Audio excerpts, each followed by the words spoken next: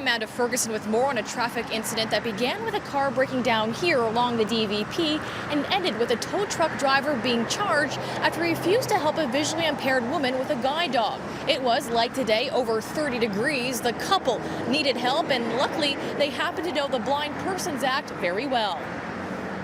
And what he did was he charged that original driver for discriminating against the visually impaired lady that needed his help that day. It was hot, over 30 degrees, the sun bearing down on the DVP on a Monday afternoon in June. A car carrying seniors, one visually impaired, breaks down. A call for help is made. At about 20 to 2, the car broke down in a very precarious spot on the Don Valley Parkway, just near Don Mills Road. The couple inside the car, they phoned CAA because they needed a tow. But because they were in a very precarious spot, they also phoned the police. So we went by, we stood behind the car with our police car and just made sure that their vehicle wasn't involved in an accident.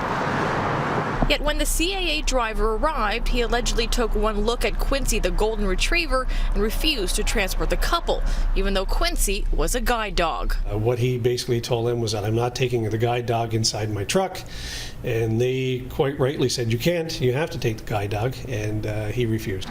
That 30-year-old driver was charged right at the spot here at the DVP with discrimination against a blind person accompanied by a guide dog.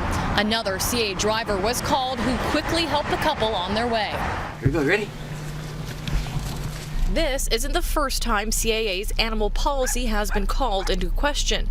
On the August long weekend, a Scarborough couple found themselves stranded in Peterborough for 5 hours after a CAA tow truck driver refused to allow this tiny Yorkie in his cab. He said, well, your wife and you can sit in the cab, but your dog will have to ride in the car. And I said, you mean on the back?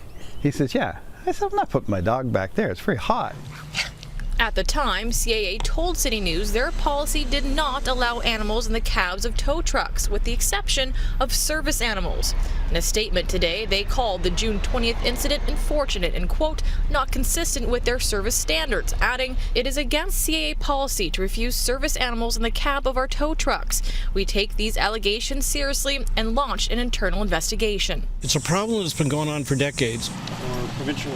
This disability advocate says it's not just CAA that needs a refresher in how they treat service animals and their humans. People with disabilities who rely on service animals find that those animals provide them with an incredible amount of independence and opportunity, but the price that comes with them is too often they face discrimination. At restaurants, stores, and in this case, at the side of the road.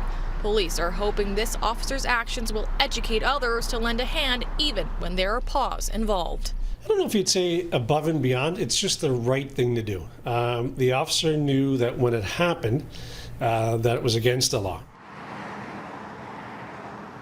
And the tow truck operator ended up pleading guilty and paying a $125 fine. And CAA has said it has since recommitted to training its personnel to better accommodate those with disabilities.